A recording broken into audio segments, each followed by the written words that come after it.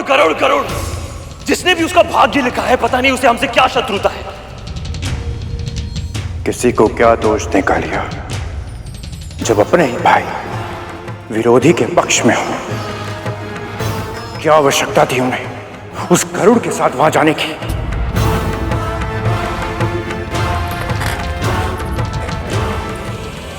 अपने भाइयों को तो तुम नियंत्रण में कर लोगे, किंतु उस गरुड़ का क्या? अब तो विंता भी जानती कि मैंने उसे सूर्यलोक क्यों भेजा था। उसे मेरी चाल समझ आ चुकी है। अब वो पहले से अधिक सावधान रहेगी और उस गरुड़ को सतर्क कर देगी।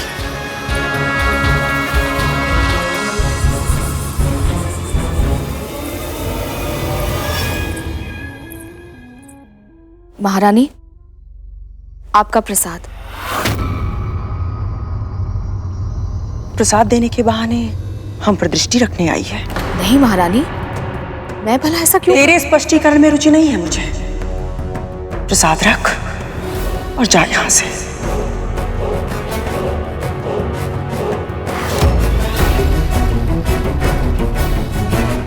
जी।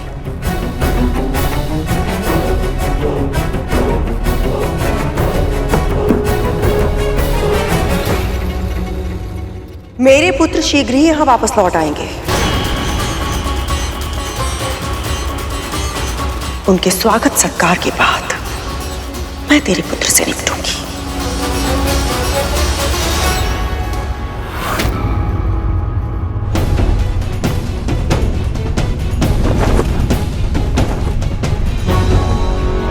अरे गरुड़, तुम पृथ्वी की ओर क्यों जा रहे हो? हमें तो सूर्यलोक जाना था ना गरुड़।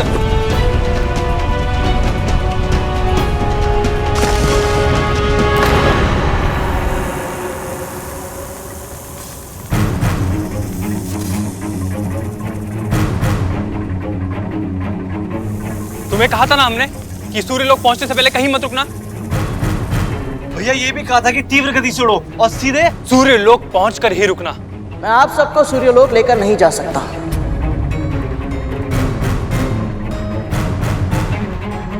हमारे आदेश का उल्लंघन कर रहे हो गरुड़। तुम हमारे दास हो और जो हम चाहेंगे वही तुम्हें करना होगा, नहीं तो फिर हम तुम्हें दंड देंगे। दीजिए दंड, जो दंड देना है दीजिए, परंतु मैं आप सबको सूर्यलोक लेकर नहीं जाऊंगा। आपको आभास तक नहीं है कि बड़ों के साथ कैसे व्यवहार किया जाता है। मैंने सुना था कैसे कैसे दुर्वचन कह रहे थे आप शनिदेव के बारे में, ये जानते हुए भी कि उनका जीवन इतना कष्टदायक था, आपने उनका उपहास उड़ाया। लज्जा आनी चाहिए।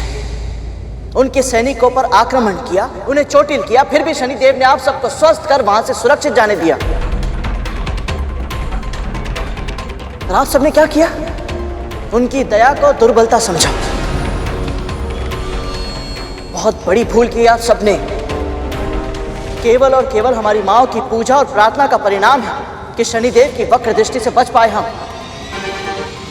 परंतु अब बस, आप सभी को सुरक्षित घर पहुंचाना मेरा दायित्व है और मैं आप सभी के प्राणों को और अधिक संकट में नहीं डाल सकता। क्या पता शनिदेव की तरह आप सबने सूर्यदेव का भी अपमान किया तो? उसने साहस भी कैसे किया मेरे पुत्र को अपने साथ ले जाने का, वो भी मेरी आज्ञा के बिना।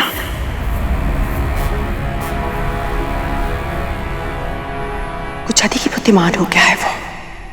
कल रात आया था मेरे पास तेरी मुक्ति की विनती करने,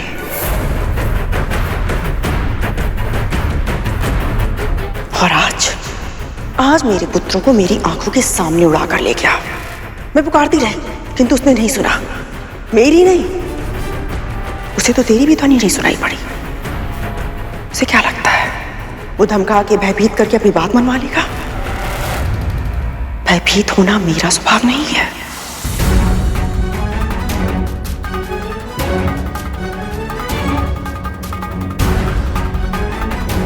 ऐसा नहीं है महारानी,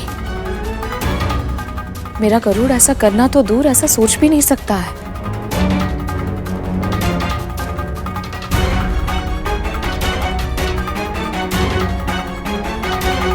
सब कुछ आप ही तय करेंगी दासी माँ। गरुड़ क्या कर सकता है और क्या नहीं, ये तो हमें तय करने दीजिए दासी माँ। आप समझी या नहीं?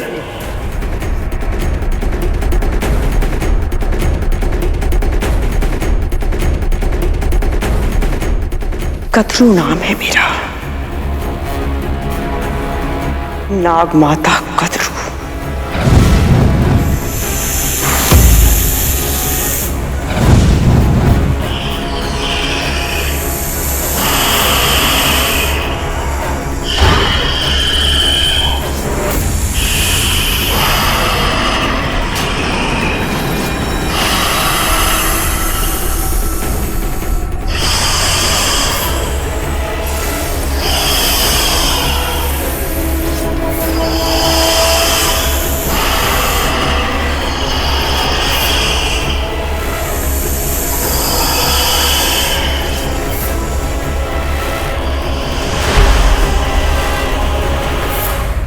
गरुड़, तुमने हमें हमारी भूल का आभास करा दिया है। अब ऐसा फिर कभी नहीं होगा। बिल्कुल नहीं होगा गरुड़। तुम अगर चाहोगे तो हम मौन धारण कर लेंगे, एक शब्द भी नहीं कहेंगे। मान जाओ ना गरुड़, अब से हम कुछ भी अनुचित नहीं कहेंगे। हाँ, बल्कि हम मानव रूप धारण ही नहीं करेंगे। नाग रूप में हम तुम्हारे पग में कहीं छुप कर बैठ जाएंगे ताकि हमारे अस्तित्व का पता ही ना चले। हमें बस दूर से देखने का आनंद लेने दो ना गरुड़। और धूमल भैया कह चुके हैं ना, हम मौन धारण कर लेंगे। इतने शांत कि तुम्हें पता ही नहीं चलेगा हम तुम्हारे साथ हैं। आप सब नहीं समझ रहे हैं। सूर्यलोक में पता नहीं माँ फिर हमें भ्रमण पे जाने की अनुमति देंगी भी या नहीं। तुम हमारे लिए इतना नहीं करोगे मेरे भाई?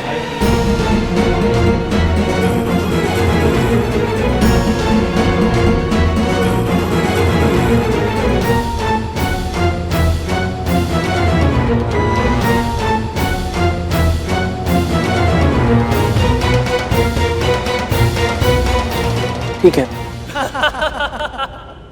परंतु आप सबको एक वचन देना होगा। आप सब ऐसा कोई कार्य नहीं करेंगे, ऐसा कुछ नहीं कहेंगे जिससे हम पर संकट आए। ठीक है।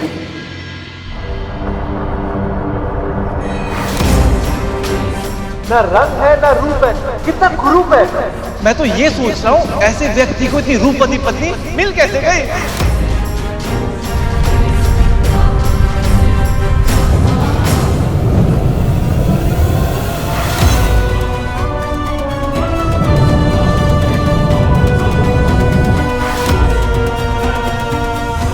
मेरी वक्र दृष्टि के कारण तुम नाग सूर्य लोक तक कभी नहीं पहुंच पाओगे, और ये बात गरुड़ को ज्ञात भी नहीं होगी।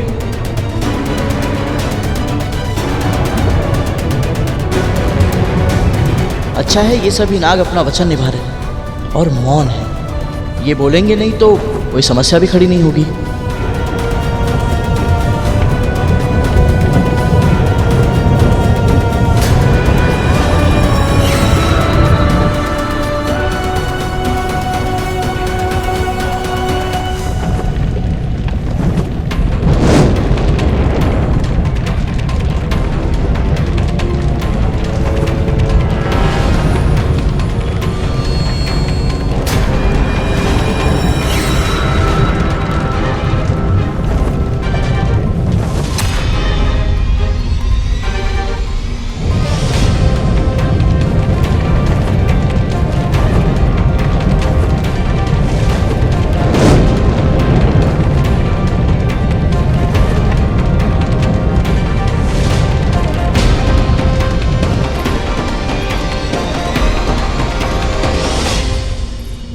स्वामी, गरुड़ को आपने वरदान दिया था, इसलिए आपकी वक्र दृष्टि का उस पर कोई प्रभाव नहीं पड़ा, बल्कि उसे ये तक आभास नहीं हुआ कि उसके भाइयों की इतनी अधिक दुर्गति हुई है।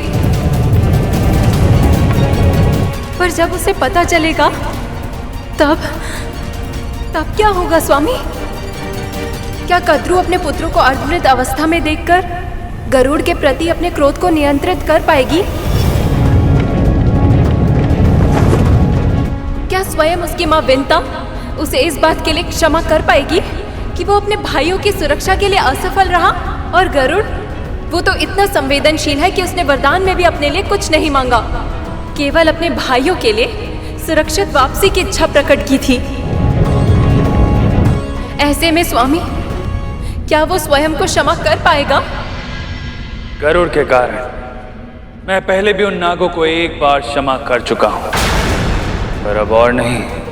दंड के योग्य अपराधियों को जब बार बार क्षमा मिलती है तो वो दया को दुर्बलता समझने लगते हैं और उसका दुरुपयोग करते हैं।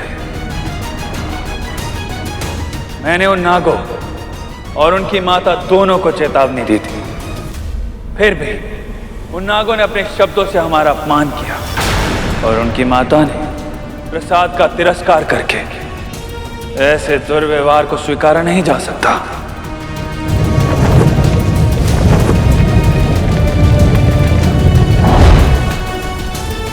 रहा प्रश्न गरुड़ का, इस घटना से उसे भी एक महत्वपूर्ण सीख मिलेगी।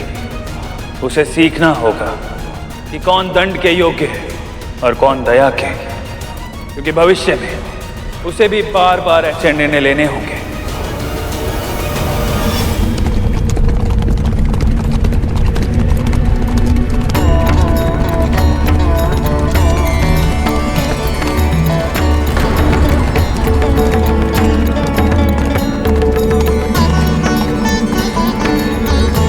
गरुड़,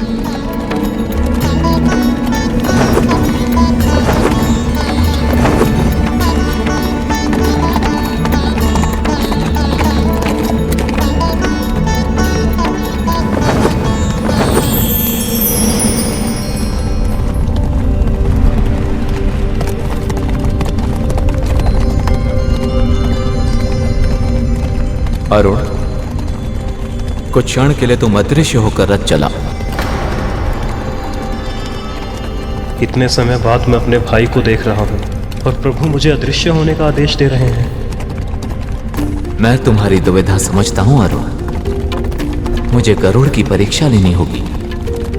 अब शीघ्रता करो।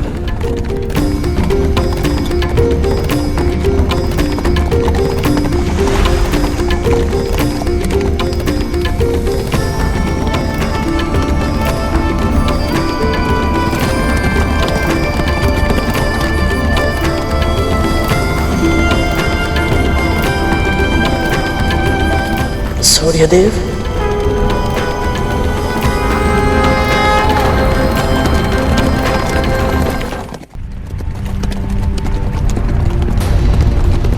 अरुण भैया कहाँ है?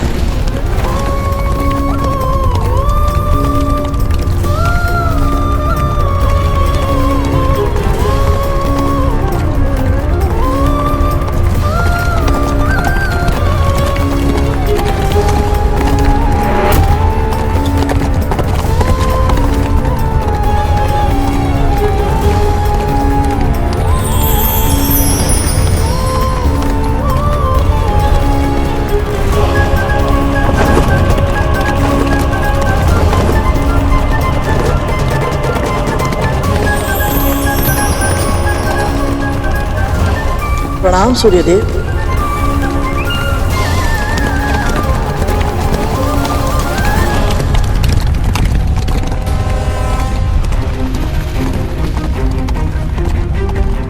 मुझसे कौन सी भूल हो गई कि सूर्यदेव ने ना तो मुझे देखा और ना ही मेरा अभिवादन स्वीकार किया।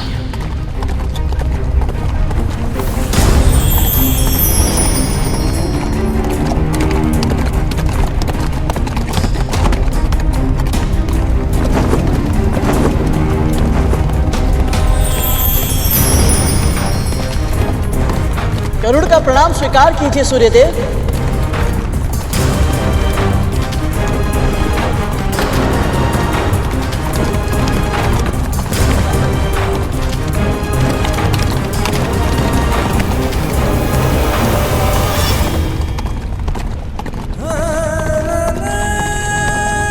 अरुण भैया कहीं दिखाई नहीं दे रहे और सूर्यदेव मेरी ओर देख भी नहीं रहे, तो मैं इनसे बात कैसे करूं?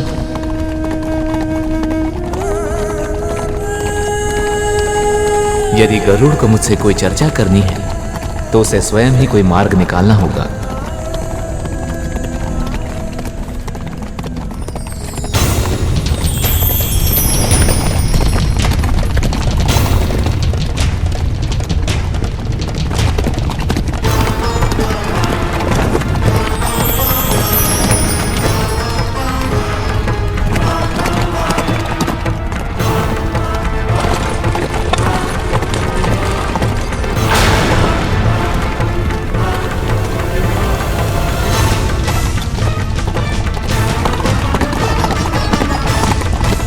सूर्यदेव चालाक मान रुकेंगे नहीं। मैं यहीं रुकता हूँ, वो चक्कर काट के यहीं से फिर आएंगे।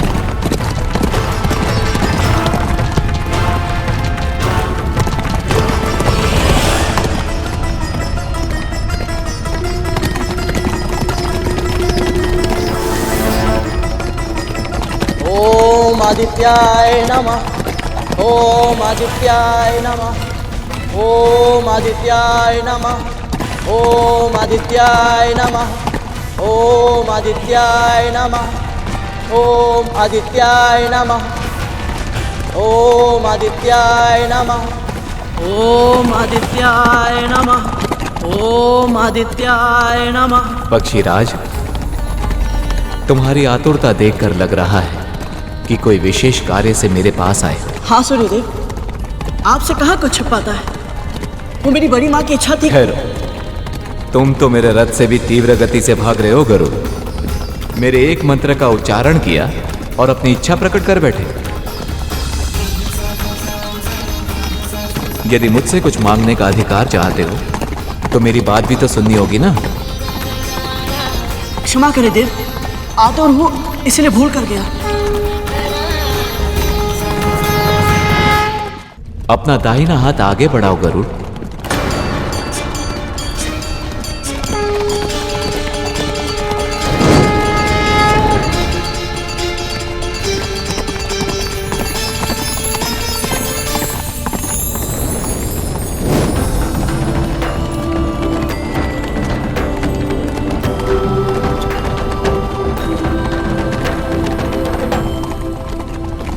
ये सूर्य का रथ है गरुड़।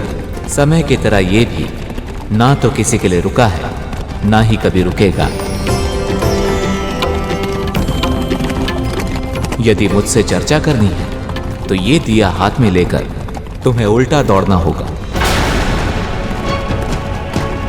स्मरण रहे, दिया बुझना भी नहीं चाहिए और इसका तेल गिरना भी नहीं चाहिए। देखते हैं तुम ध्यान केंद्रित कर पाते हो या नहीं। जो आज्ञा सूर्यदेव।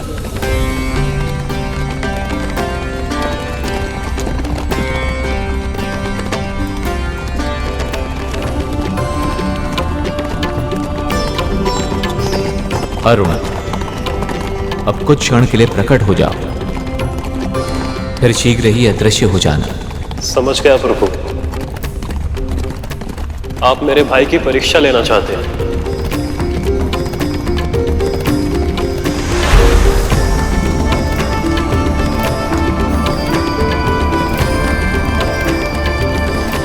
मुझे ऐसे घूर क्यों रहे हो पक्षीराज? मेरी माँ ने बताया था कि परम ब्रह्म निर्गुण है। जो कुछ इस संपूर्ण सृष्टि के भीतर समाया हुआ है वो उसमें भी है और उसके बाहर। जब इसे साकार रूप धारण करना होता है तो ये समय की आवश्यकता अनुसार 6 भिन्न भिन्न रूपों में प्रकट होता है। शिव, विष्णु, शक्ति, गणेश, सूर्य,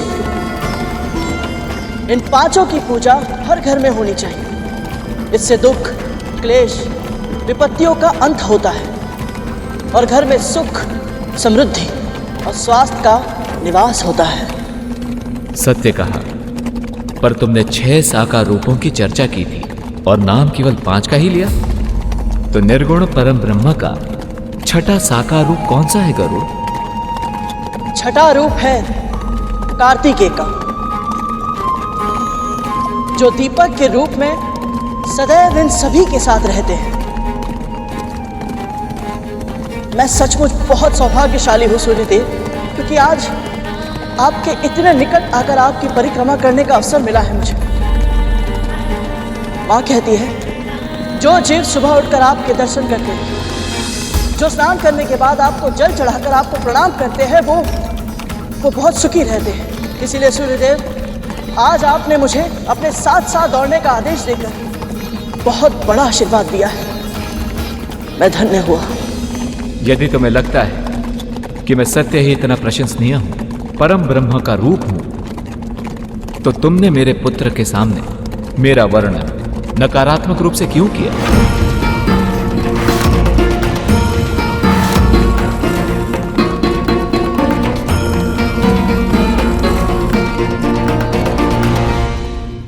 मैं सचमुच बहुत सौभाग्यशाली हूँ सूर्यदेव, क्योंकि आज आपके इतने निकट आकर आपकी परिक्रमा करने का अवसर मिला है मुझे।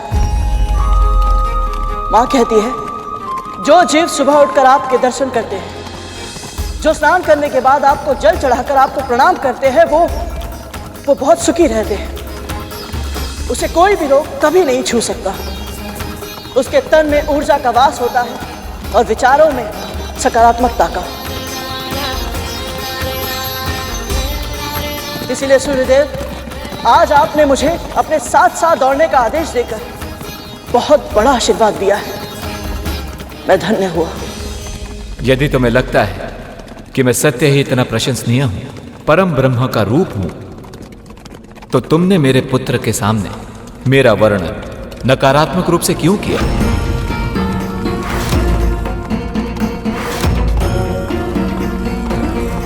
क्या लगा था तुम्हें शनि का ग्रह दूर है तो मुझे पता नहीं चलेगा कि वहां क्या हो रहा है और कौन किसके बारे में क्या कह रहा है? परंतु सूर्यदेव, मैंने तो वही कहा था जो मुझे अपनी मां से पता चला था। और वो सत्य भी था। जो कुछ मैंने कहा और किया वो सब।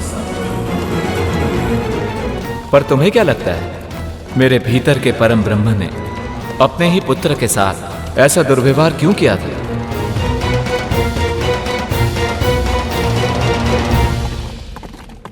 स्पष्ट बोलने के लिए क्षमा चाहता हूं सूर्यदेव, परंतु मुझे ऐसा लगता है कि आप किसी की बातों में आ गए थे।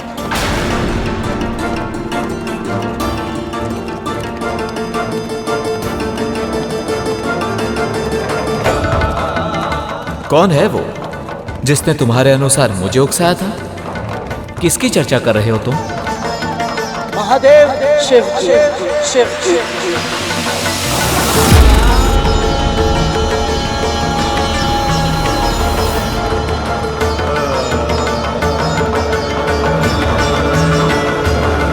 क्या कहना चाहते हो तुम?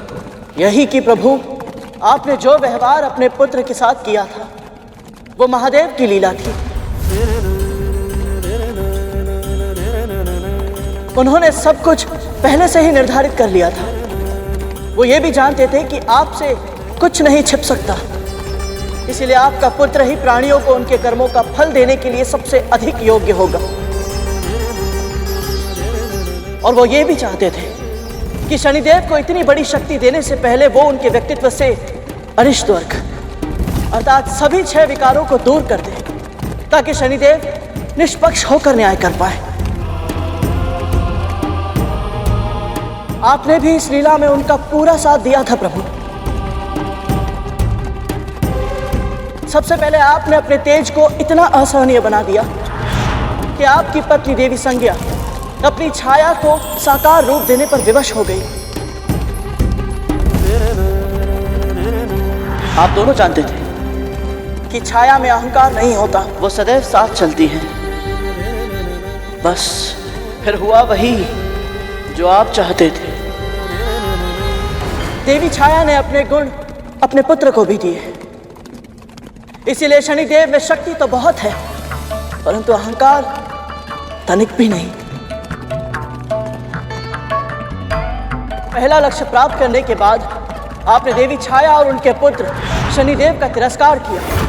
उन्हें कम आयु में ही इतना अधिक क्रोध दिलाया कि उनके भीतर का ज्वालामुखी फट पड़ा। तब उन्हें आभास हुआ कि क्रोध से केवल विनाश ही होता है। फिर उन्होंने कठिन तपस्या की और अपना सारा क्रोध त्याग दिया।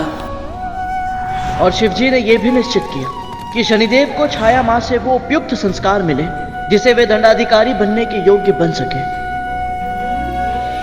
पर पुत्र, एक बात हमेशा याद रखना, 100 दोषी मुक्त ही क्यों ना हो जाएं, पर एक भी निर्दोष को दंड नहीं मिलना चाहिए।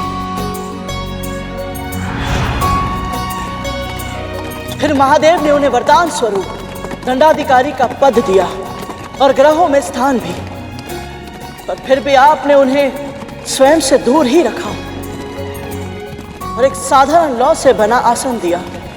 ताकि उनके भीतर किसी भी प्रकार का लोभ पनप ही ना पाए। आओ शनि, अपना स्थान ग्रहण करो।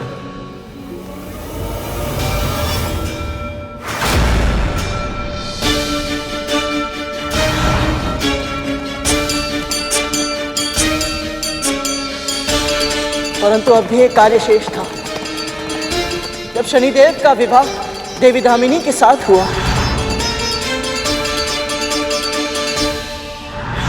तो आपको ऐसा लगा कि उनके भीतर काम वासना जाग सकती है और उन्हें अपने कर्तव्य पथ से भटका सकती है। इसीलिए आपने अचानक उस समय ऋतु परिवर्तन कर दिया जब शनिदेव महादेव शिव की तपस्या में लीन थे, ताकि देवी दामिनी स्वयं को रोक ना पाए और कामना के वश में आकर उनके पास चली जाए। फिर हुआ वही जो आपने और नियति ने उनके भाग्य में लिखा था। मैं पतिव्रता कामिनी अपने सतीत्व के सभी पुण्यों को साक्षी मानकर आपको श्राप देती हूँ कि आज के बाद आपकी दृष्टि जिस पर भी पड़े उसका सर्वनाश हो जाएगा। देवी दामिनी ने क्रोध में आकर अपने पति को ऐसा श्राप दिया जिसके कारण वो अपनी कामना पर नियंत्रण रखने के लिए विवश हो गई। शनिदेव नहीं जानते थे कि सब कुछ उचित ढंग से करने के बाद भी उनका तिरस्कार क्यों किया जा रहा है। जब संसार से मोह हटा तो उन्होंने अपने हृदय में प्रभु के प्रेम को स्थान दिया और इस प्रकार वो दयालु और दाता बने। तुम्हें ये सब कैसे पता चला? अपने जन्म के बाद से मैंने केवल अपनी माँ को अपने पास पाया है। पिताजी सदैव से ही मुझसे दूर रहे हैं, पर एक बार भेंट हुई थी उनसे। उन कुछ ही पलों में मुझे ये पता चल गया कि भले ही पिता माँ की तरह प्रेम नहीं दर्शाते, परंतु वो अपने पुत्र को हानि नहीं पहुंचा सकते। नारियल के फल की तरह होता है उनका स्वभाव, बाहर से कठोर परंतु भीतर से नर्म, जल की तरह जीवनदायक, त्याग की मूर्ति होते हैं पिता। तभी तो अपनी संतानों का व्यक्तित्व निखारने के लिए, उनके भले के लिए वो स्वयं भी बुरा बनने से नहीं झिझकते।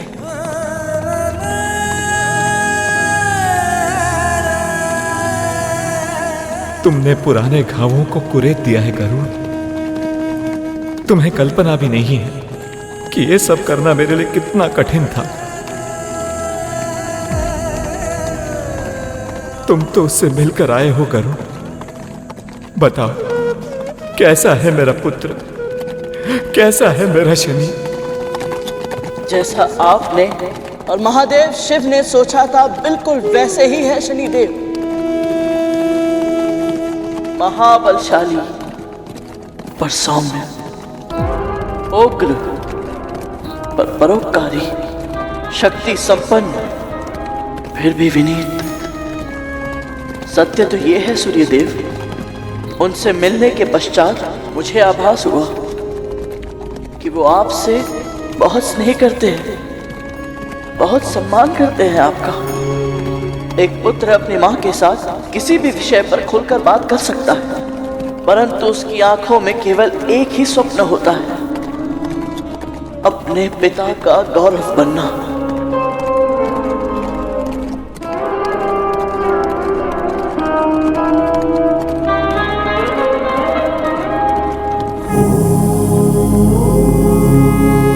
गरुड़ ने सूर्यदेव से यह बात कहकर उनके मन के भार को हल्का कर दिया।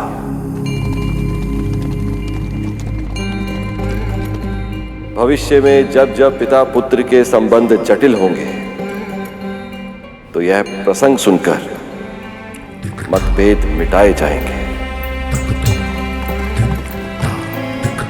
जिस बुद्धि कौशल के साथ गरुड़ ने इस रहस्य को समझा है, उसे जानने के बाद मुझे पूरा विश्वास है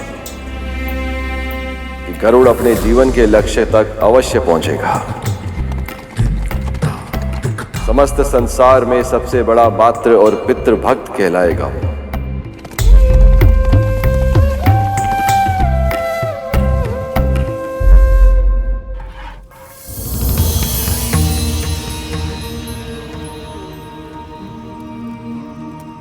गरुड़ और अन्य पुत्र अभी तक आए क्यों नहीं?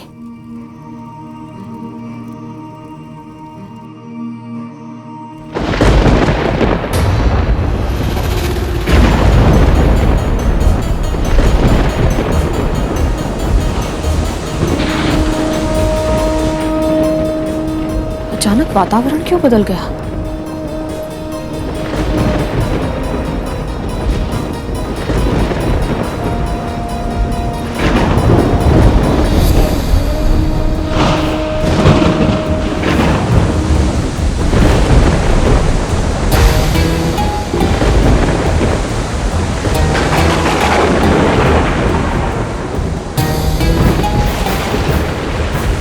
हे नारायण, मेरे गरुड़ की रक्षा करना।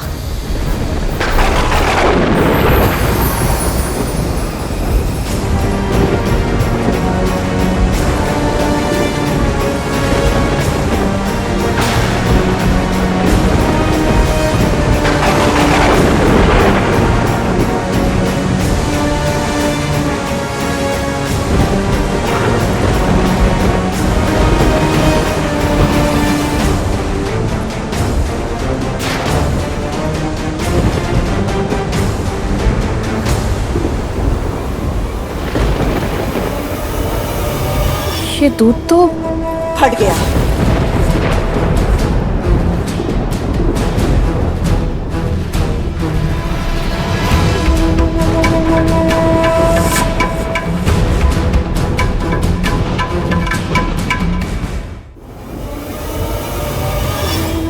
क्या किया ये तुमने? मैंने कुछ नहीं किया महारानी। अचानक वायु तीव्र गति से चलने लगी और दूध में कुछ गिर गया और दूध फट गया। पर दूध का ऐसे अपने आप फटना शुभ संकेत नहीं है। पता है मुझे, और ये भी पता है कि तू ये सब कुछ जानबूझकर कर रही है ताकि मेरे मन में शंका बैठ जाए। जैसे मैंने तेरे पुत्रों के जन्म के समय तुझे भयभीत किया था, बिल्कुल वैसे ही तू भी मुझे भयभीत करना चाहती है ताकि तेरा प्रतिशोध पूरा हो सके। किस प्रतिशोध की बात कर रही हैं आप? मेरे पुत्रों के साथ जो कुछ भी हुआ मेरे कारण हुआ, मैंने किया था। उसके लिए आपको कभी दोष दिया ही नहीं तो प्रतिशोध लेने का तो प्रश्न ही नहीं उठता।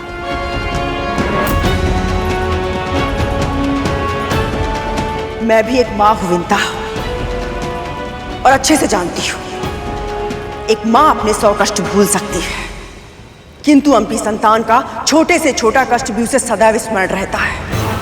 कौन सी चोट कब कहां कैसे लगी, कितने दिन बाद भरी, कौन से घाव का निशान कहां पड़ा है और कौन से घाव का कोई भी निशान नहीं पड़ा है, एक मां कभी नहीं भूलती है, वो चाहे कितनी भी महान क्यों ना हो। मैं जानती हूं कि तूने सैकड़ों वर्षों तक गरुड़ के जन्म की प्रतीक्षा की है, क्योंकि तुझे ऐसा लगता है कि वो तुझे मेरी दास्तां से मुक्त करवाएगा। तो फिर प्रतिशोध की भावना तो मन में उपज ही रही होगी ना। ये खेल मत खेल, क्योंकि इसका आविष्कार मैंने किया था, इसलिए मेरे मन में शंका का बीज मत बोना। बंद कर दे ये खेल। हाँ,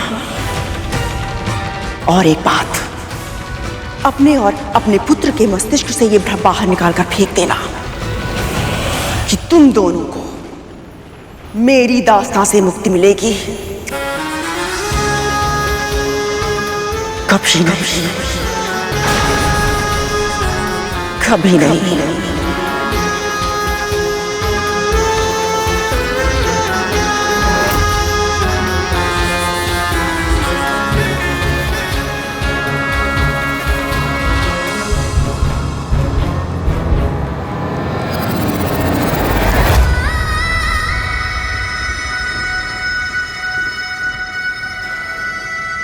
गरुड़? माँ, क्या हुआ गरुड़?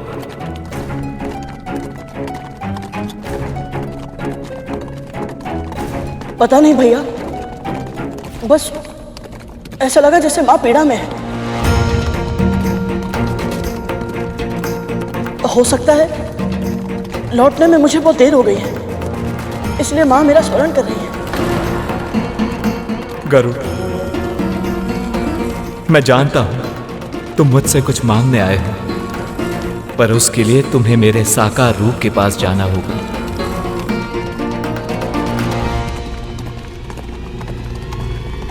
साकार रूप प्रभु?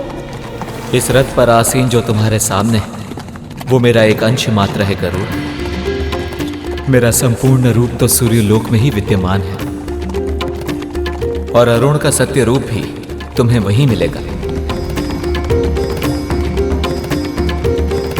सूर्यलोक पहुंचकर हम दोनों से मिलो और जो इच्छा है मांग लो। आपका बहुत बहुत आभार सूर्यदेव।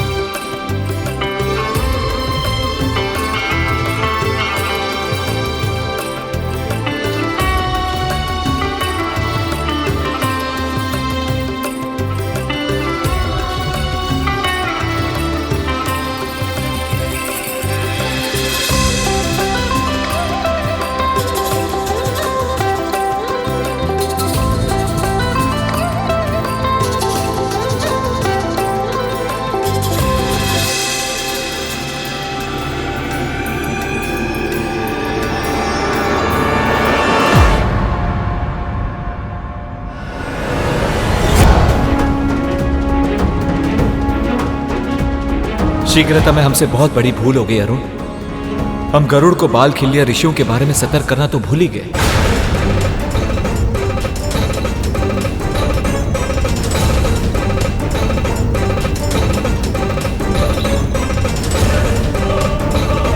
यदि उसने भूल में उन्हें लांग दिया या कोई हानि पहुंचा दी तो अनर्थ हो जाएगा प्रभु। इस महापाप का परिणाम महादंड से कम नहीं होगा। यहां तक कि उसका जीवन भी संकट में आ सकता है प्रभु।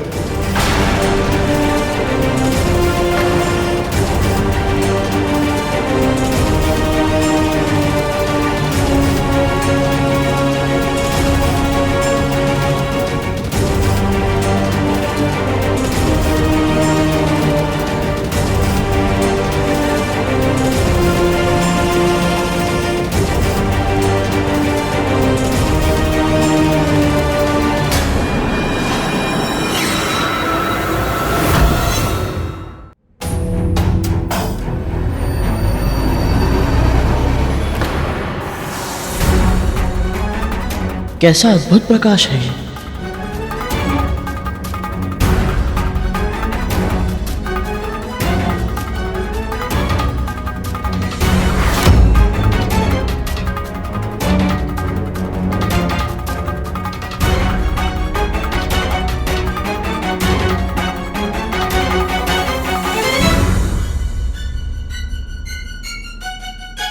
ये ऋषि आकार में इतने छोटे हैं,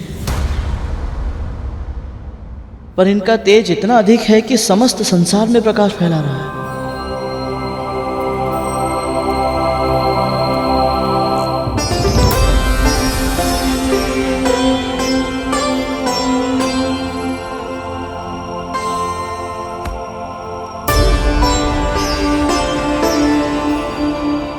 प्रणाम ऋषि श्रेष्ठ।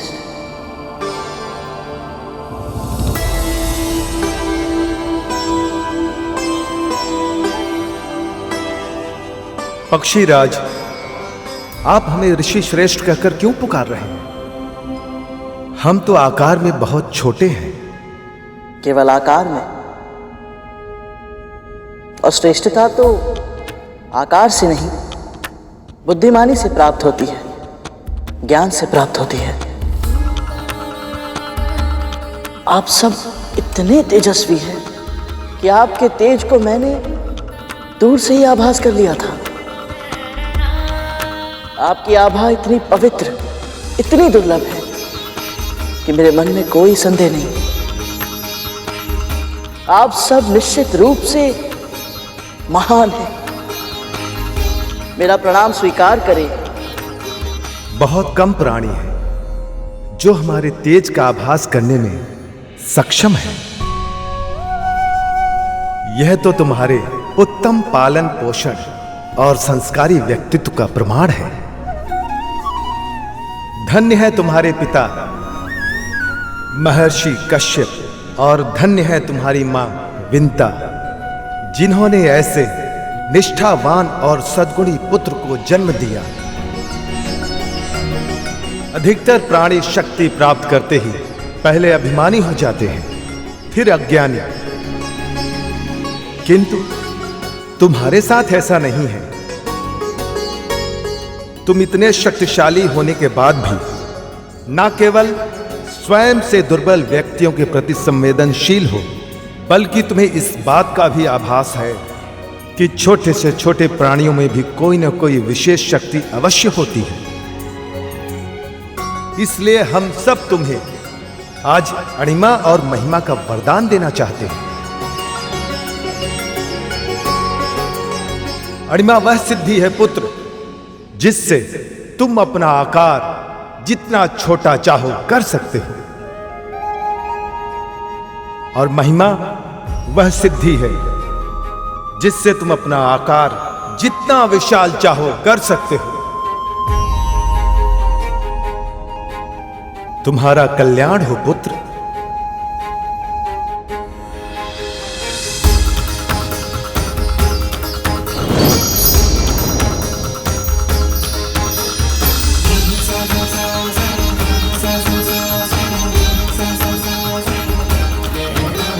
मैं धन्य हुआ ऋषि श्रेष्ठ।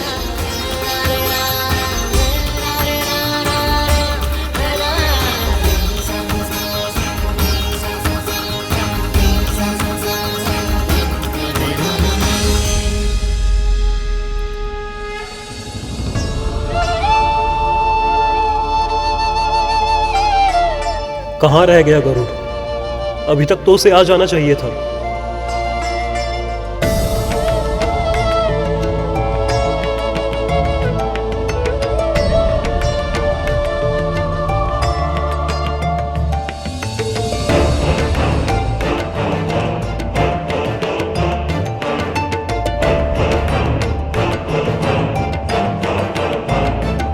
मैं जब भी गरुड़ को देखता हूँ मुझे लगता है जैसे माँ स्वयं मेरे समक्ष है। वही सौम्य भाव, वही निर्मल स्वभाव, गरुड़ सत्य में माँ का प्रतिबिंब है।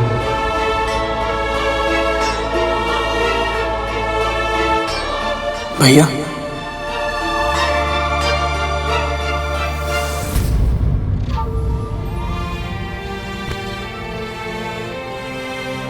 अपने छोटे भाई को आशीर्वाद नहीं देंगे?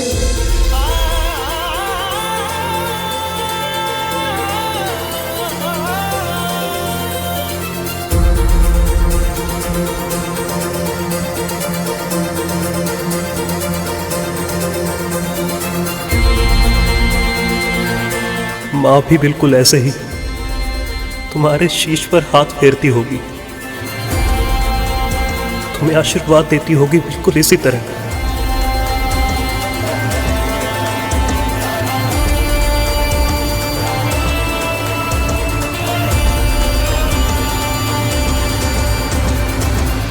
और कभी कभी बिल्कुल ऐसे ही स्नेह से तेरे गालों को सहलाती होगी।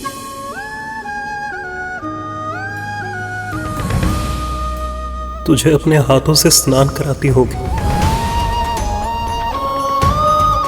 जब तुम्हें भूख लगती होगी तो तो अपने हाथ का बना स्वादिष्ट भोजन तुझे अपने हाथों से खिलाती होंगी।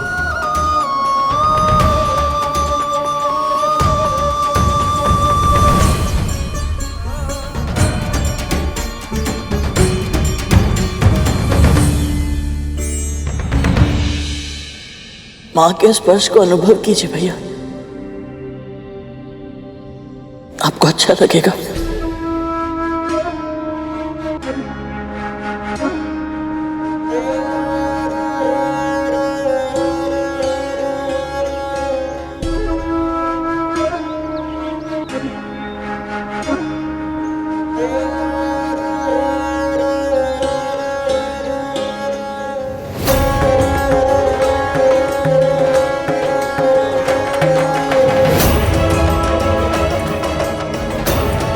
जिस प्रकार मैं अपनी विवशता का दास बन गया, उसी प्रकार आप भी अपनी बहन की दासी बनकर रहेंगी। ये श्राप है मेरा।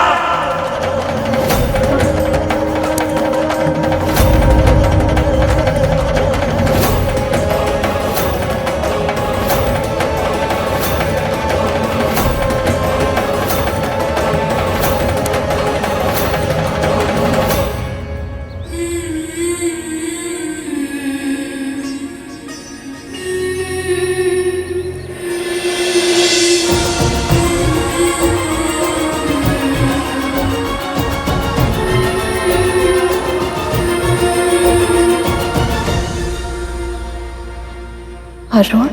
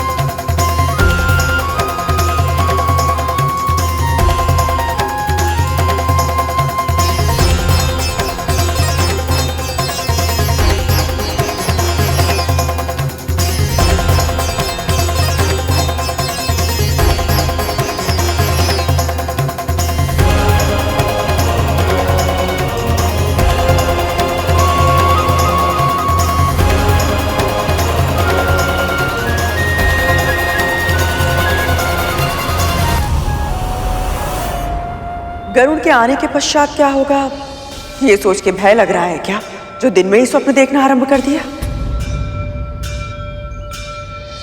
क्या हुआ? वही जो आपने कहा महारानी, दिन में ही स्वप्न देख रही थी मैं।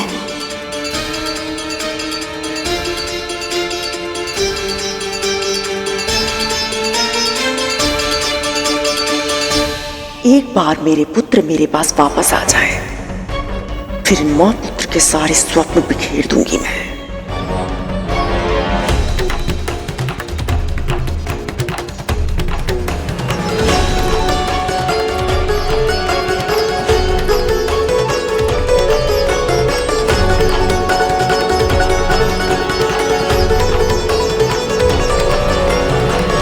स्वप्न ही सही, मुझे यह आभास तो हुआ कि मेरा परिवार बिखरा हुआ नहीं है।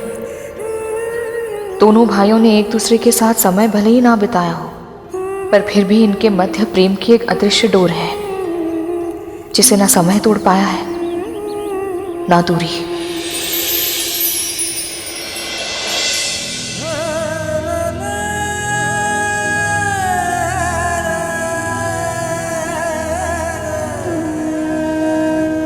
आज तुझे अपने इतने पास देखकर अपने हृदय से लगाकर ऐसा लगा जैसे मां को हृदय से लगा लिया हो। शब्दों में वो सामर्थ्य ही नहीं है गरुड़, जिनमें मैं बता सकूं कि आज मैं कितना प्रसन्न हूं। मेरे जन्म के बाद मैंने मां को जो श्राप दिया था, उसके बाद तो मां मुझे आपसे बहुत स्नेह करती है भैया। जितना आपका मन उनसे मिलने के लिए आतुर है, उससे कहीं अधिक व्याकुल है उनकी आंखें आपको निहारने के लिए। और भैया देखिएगा, जब आप मां के सामने आएंगे ना तो मां मुझे भी भूल जाएंगी। आपके सामने मेरा स्नेह कुछ भी नहीं है ना, इसीलिए। तेरे इन शब्दों ने मेरी बहुत बड़ी चिंता दूर कर दी गरुड़। चिंता? कौन सी चिंता? गरुड़, इस संसार में जितने भी बड़े भाई होते हैं ना, सब एक से होते हैं। अपने छोटे भाई की सुरक्षा तो करते हैं, किंतु उन्हें सताने में, उन्हें तंग करने में हमें और भी अधिक आनंद प्राप्त होता है। मुझे लगा कि हमने अपना बचपन साथ में नहीं बिताया, साथ में खेले नहीं, साथ में शरारतें नहीं की, तो कहीं ऐसा तो नहीं कि औपचारिकता की छाया हमारे संबंध को पूरी तरह से ढक ले और हमारे मध्य वो भाइयों वाला विशेष नाता वो कभी बन ही ना पाए। पर तू जिस तरह मुझसे अकारण ही चिढ़ रहा है, उसे देखकर लगता है कि दूर होने के बाद भी हमारे बीच जो संबंध है वो विशेष नहीं, अति विशेष है गरुड़। तू जानता है गरुड़, माँ और पिताजी चाहते थे कि उनके दोनों पुत्र माता पिता की भक्ति के आदर्श बने। अवश्य ही मेरे पिछले जन्मों के कर्म रहे होंगे कि मैं उनका ये स्वप्न पूरा करने में समर्थ नहीं हूं। पर तू है गरुड़, इसीलिए तुझे माँ, पिताजी और मेरे लिए अपने जीवन के लक्ष्य को प्राप्त करना ही होगा गरुड़। माँ को दास्ता के बंधन से मुक्त करवाना ही होगा तुझे।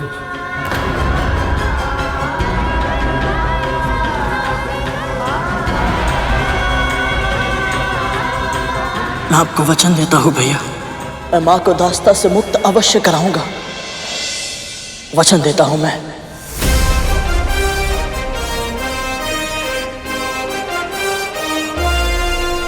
किंतु गरुड़, तू तो स्वयं कद्रू माँ और नागों का दास बन चुका है, फिर तू ये कार्य कैसे करेगा?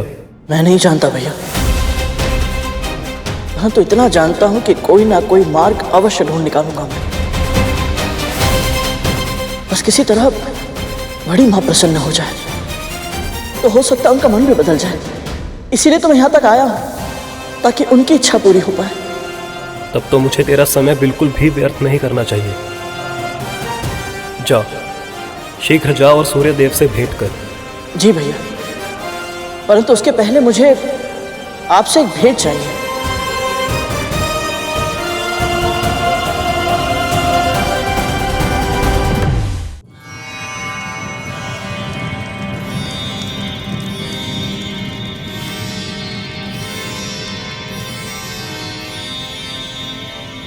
प्रणाम सूर्यदेव। यशस्वी भव। मैं तुमसे बहुत प्रसन्न हूं पक्षीराज। बताओ, क्या इच्छा है तुम्हारी? अपनी बड़ी माँ की इच्छा पूरी करना, उन्हें प्रसन्न करना ही मेरी वास्तविक इच्छा है सूर्यदेव।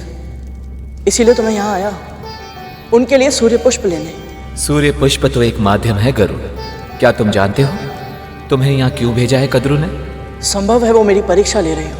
मैं अभी अभी उनका दास बना हूँ, तो हो सकता है वो मुझे जांच रही हूँ कि मैं उनके आदेश का पालन करते हुए अपने प्राणों को संकट में डालूंगा या नहीं।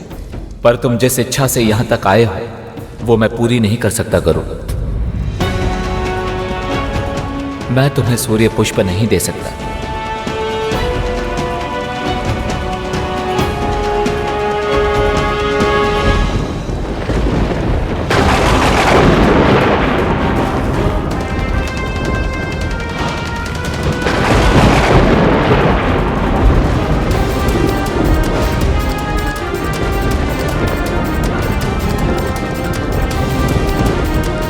ये शोर कैसा है भैया? अपशगुन का स्वर ऐसा ही होता है काली। इसका कारण पता करना होगा। ऐसा लग रहा है जैसे बादल फट गया हो। चलिए देखते हैं।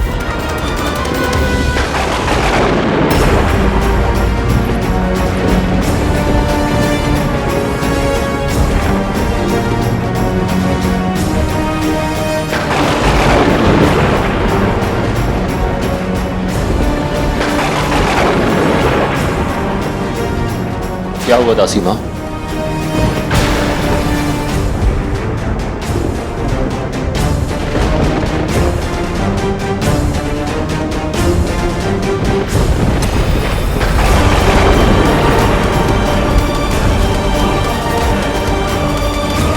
ये तो नागबाई है, ऐसे नीचे कैसे आ रहे हैं?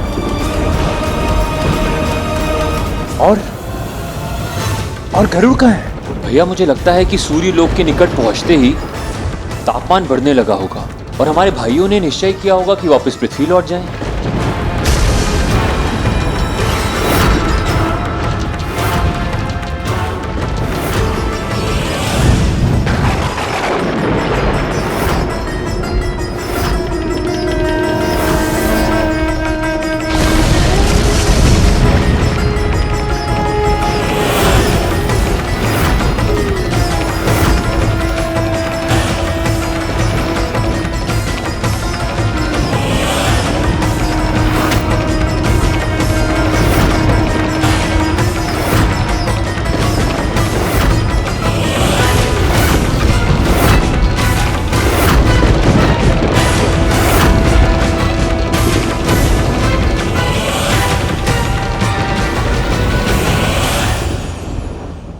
तुम जानते हो, देवी संज्ञा मेरा ताप सहन ना कर पाने के कारण मुझसे रूठकर मुझसे दूर चली गई थी। उन्हें प्रसन्न करने के लिए ही तो मैंने सूर्य लोक में विशेष फूलों की उत्पत्ति की थी। अब हर दिन मेरे प्रेम के प्रतीक के रूप में देवी संज्ञा के लिए एक पुष्प खिलता है, इसलिए उस पर उन्हीं का अधिकार है। तुम सूर्य पुष्प को पृथ्वी पर ले जा सकते हो, पर केवल तभी जब देवी संज्ञा तुम्हें स्वयं वो पुष्प दे। उनसे वो पुष्प लेना तुम्हारे लिए आसान नहीं होगा गुरु, पर यदि तुम अपनी बुद्धि का उचित प्रयोग करोगे तो उपाय अवश्य मिलेगा। परंतु और हां, एक उपहार मैं भी तुम्हें दूंगा। अपना दाहिना हाथ आगे करो गरुड़।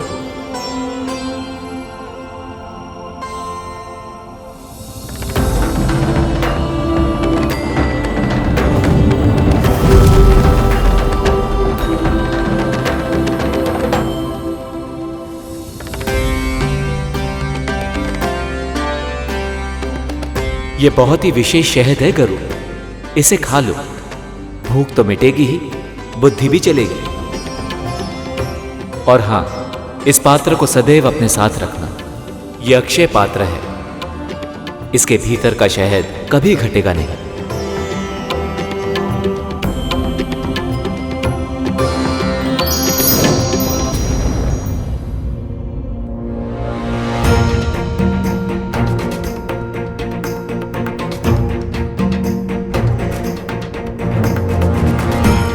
सूर्यदेव तो शहद की तरह मीठी मीठी बातें करके चले गए, परंतु मेरी समस्या तो वैसी की वैसी ही है, क्योंकि जब तक मैं देवी संज्ञा को मना नहीं लेता मुझे सूर्य पुष्प नहीं मिलेगा, और जब तक सूर्य पुष्प नहीं मिलता मैं अपनी मां के पास लौट नहीं पाऊंगा।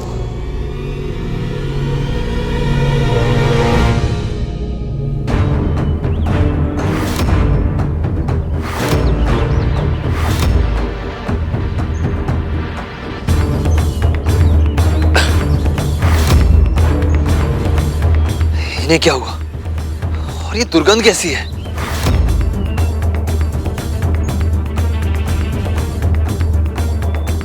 त्वचा के जलने की दुर्गंध है कालिया।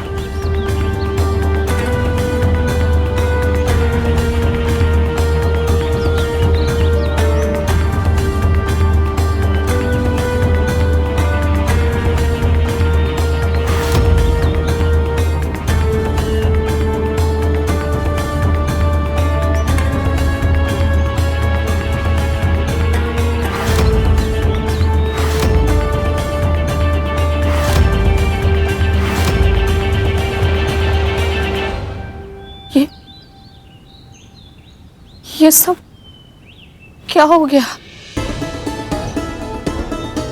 उठो, आंखें खोलो सब। ये सब कैसे हो गया? कद्रू दीदी को पता चलेगा तो?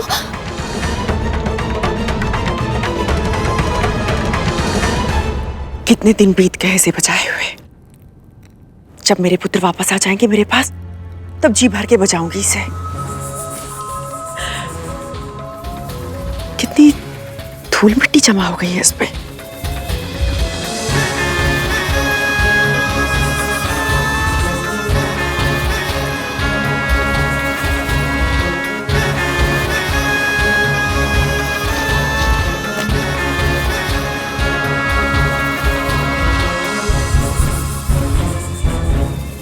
मांस चलने की गंध कहां से आ रही है? विंता, विंता,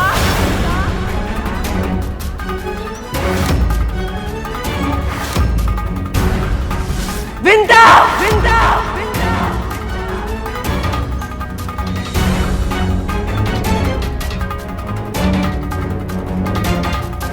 कोई उत्तर क्यों नहीं आ रहा है?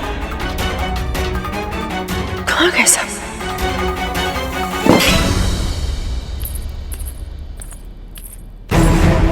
कहां गए साहब? कहां गए साहब?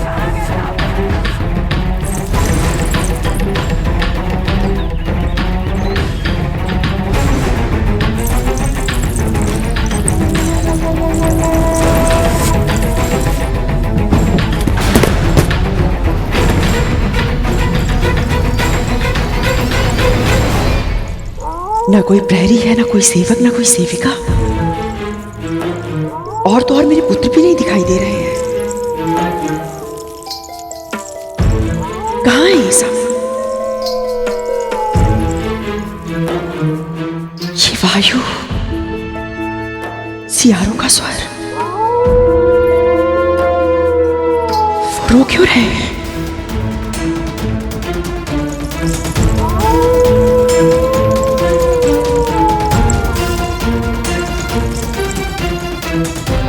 कहाँ मर गई थी तुम दोनों? और ये क्या हो रहा है? मेरे पुत्र इतने दिन बाद मेरे पास वापस आ रहे हैं और तुम दोनों अपशगुन फैला रही हो।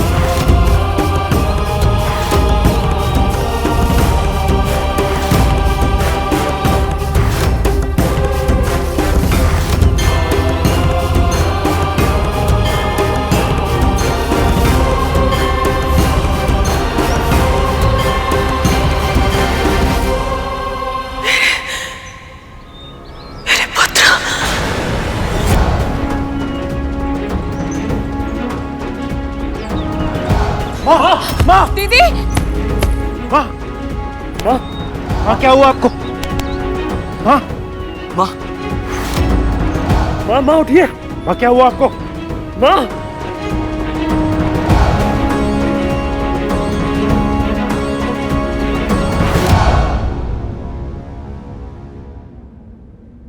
कुछ समझ में नहीं आ रहा। प्रतिदिन केवल एक ही सूर्य पुष्प खिलता है और वो संज्ञा माँ को बहुत प्रिय भी है। तो फिर वो मुझे सूर्य पुष्प क्यों देंगी भला? कैसे मनाऊं उन्हें?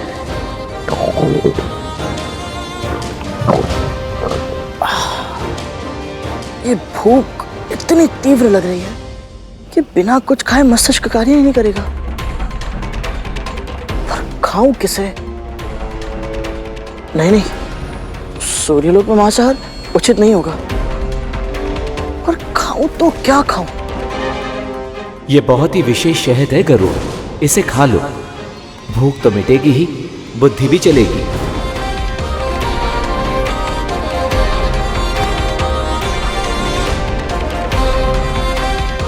ये उत्तम रहेगा।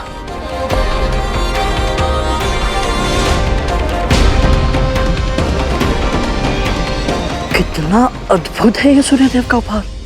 नन्हे खरगोश, ये लो गाजर खा लो। लो ना, खा लो।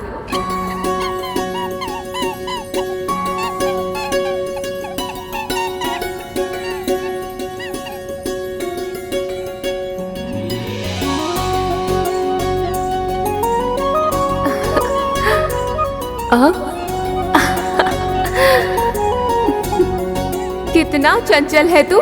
कहाँ भाग रहा था? मुझसे छुपन छुपाई खेलेगा, बदमाश कहीं का। देवी संज्ञा तो बालिका की तरह खेल रही है। इसका अर्थ ये है कि इन्हें छोटे बच्चे प्रिय हैं। पक्षीराज, हम सब तुम्हें आज अणिमा और महिमा का वरदान देना चाहते हैं। महिमा वह सिद्धि है जिससे तुम अपनी कद काठी जितनी चाहो बढ़ा या घटा सकते हो। सूर्यदेव का ये उपहार अद्भुत है। शहद खाते ही बुद्धि तीव्र हो जाए, समस्या कोई भी हो, उपाय अपने आप मिल जाए।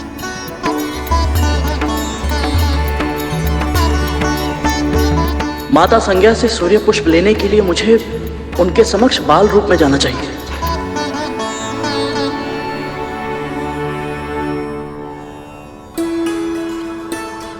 माँ? हाँ?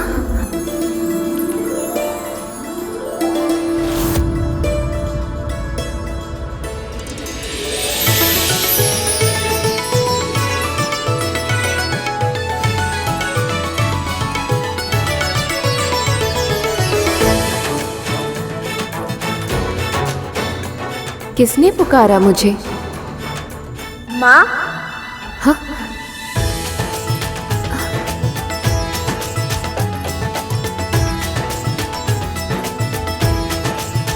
कौन है यहाँ पर? शीघ्र मुझे बताओ।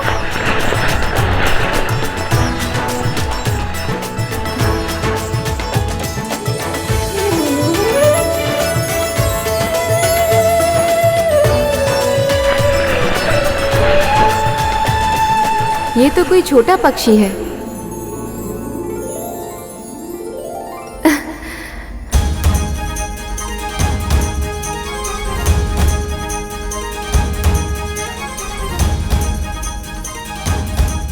अरे कहाँ जा रहा है? रुक ना। कितना भगाएगा? अब रुक भी जा।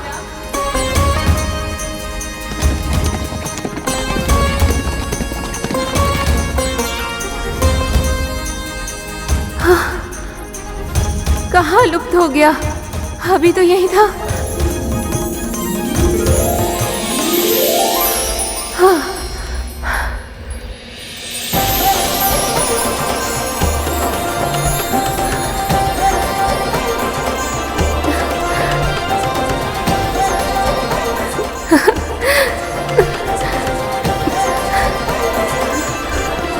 अब लगा है तू मेरे हाथ। तू इतना चंचल है, फिर भी इतना सुंदर और सलोना है। प्रणाम भाभी माँ। अभी तो थोड़ी देर पहले मुझे माँ कह के पुकार रहा था, अब भाभी माँ बना दिया। अब सूर्यदेव की पत्नी है, इसलिए मेरी भाभी हुई। और आयु में मेरी माँ की समान है, इसलिए मेरी माँ हुई। तो मैं तो भाभी माँ ही कहूँगा ना। कौन है रे तू? क्या नाम है तेरा? मैं महर्षि कश्यप और विंता नंदन गरुड़ हूँ भाभी माँ। अरुण का भाई गरुड़? इतना बड़ा हो गया तू? यदि मैं इन्हें इस रूप में बड़ा लग रहा हूँ, तो अपने असली रूप में कैसा लगूंगा? अरे हंस क्यों रहा है तू? आप भी कितनी भोली है भाभी माँ। अभी मैं कहाँ बड़ा हुआ हूँ, अभी तो मैं एक नन्हा सा प्यारा सा बालक हूँ। सही कहा तूने। अच्छा ये बता, तेरी माँ कहाँ है? वो तो कुटिया में है। पृथ्वी पर? तू यहाँ कैसे आया? उड़कर। भूलोक से सूर्यलोक तक तू उड़कर आया और थका भी नहीं, बल्कि मुझे दौड़ा दौड़ा कर थका दिया। इतनी शक्ति कैसे है तेरे भीतर? मैं प्रतिदिन भोर में उठकर 108 बार सूर्य नमस्कार करता हूँ, इसीलिए। सच में? करके दिखाऊं? बस समझ गई कि तू बहुत शक्तिशाली है। पर शक्ति केवल व्यायाम से नहीं मिलती, उसके लिए अच्छा भोजन भी करना होता है। और तुझे देखकर लगता है कि तेरे इस छोटे से पेट को बहुत सारे भोजन की आवश्यकता है। चल तुझे कुछ खाने को देती हूँ। नहीं भाभी माँ, आपको कष्ट करने की कोई आवश्यकता नहीं है। भाभी माँ कहा है ना तूने, तो चुपचाप भाभी माँ के आदेश का तो पालन करना होगा। और अच्छे बच्चे हट नहीं किया करते, समझा? चल अब मेरे साथ। विमाता कद्रू की इच्छा पूरी करने के लिए तू कितना कुछ कर रहा है, पर तुझे आभास भी नहीं है कि कितनी बड़ी दुर्घटना घट गई है और भूलोक पर कितना बड़ा बवंडर तेरी प्रतीक्षा कर रहा है।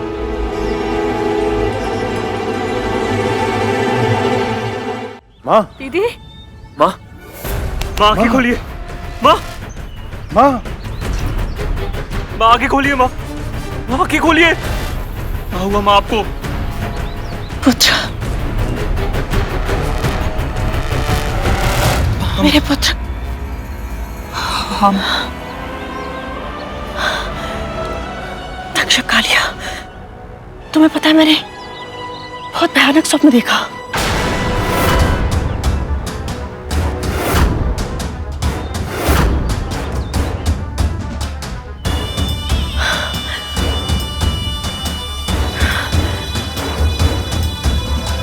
कुछ चल रहा है क्या?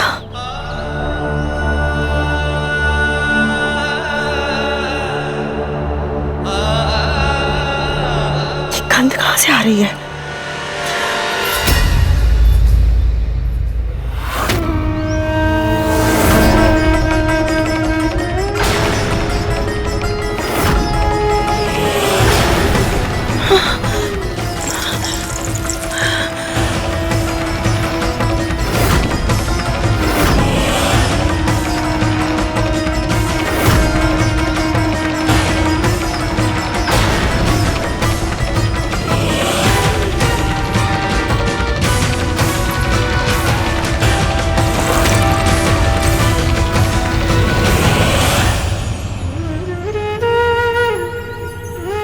विष्णु लोक की यात्रा के समय सूर्यदेव और गरुड़ की भेंटावशी हुई थी, किंतु उसने सूर्यलोक में प्रवेश नहीं किया था। किंतु अब तुम्हारे आदेश के कारण उसे सूर्यलोक के भीतर प्रवेश करना होगा, और तब होगा उसे सूर्य के असहनीय तेज और विकराल ताप का अनुभव। उसके पंख जल जाएंगे, मृत्यु नहीं भी हुई तो भी तड़प तड़प कर वो पृथ्वी पर गिर जाएगा।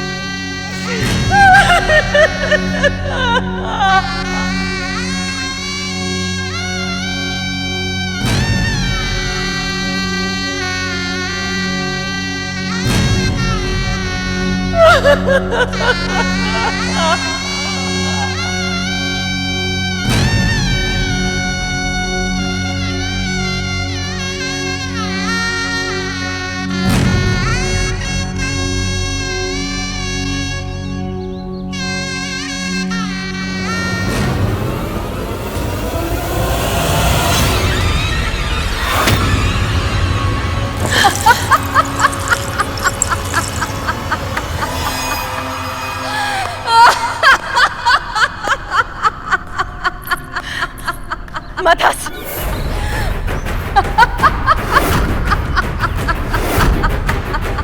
मैंने कहा ना तुझसे मत हंस।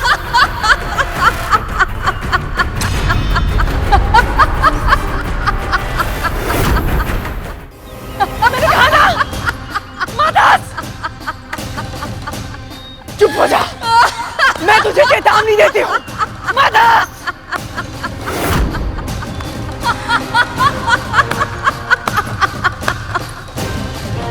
चेतावनी देती हूँ मैं तुझे, मत हंस।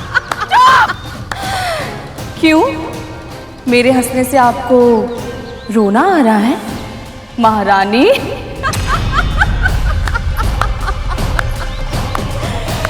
हर कथा के 2 अंक होते हैं, हमारी कहानी के भी हैं। पहले अंक में मेरी आंखों से आंसुओं की बाढ़ आई थी, मेरे पुत्रों के तन पर घाव हुए थे। अब दूसरे अंक में वही कथा फिर से दोहराई जाएगी, केवल पात्र बदल गए हैं। इस बार आंसू आपकी आंखों से बह रहे हैं, आपके पुत्र सह रहे हैं वही कष्ट, वो तड़प रहे हैं, तिलमिला रहे हैं, पर ना उन्हें इस असहनीय पीड़ा से मुक्ति मिलेगी, ना आपको इस दुख से। जिन कुटिल चालों का प्रयोग करके आपने मेरे पुत्रों को मृत्यु के मुख में डाला था, आज उन्हीं कुटिल चालों ने आपके पुत्रों को यमलोक के द्वार पर खड़ा कर दिया। मेरे पुत्र के पंख जलाना चाहती थी ना आप? देखिए, आपके पुत्र स्वयं जल गए हैं। समय बड़ा बलवान है दीदी, अब तक आपके पाले में था, पर अब मेरे पक्ष में है।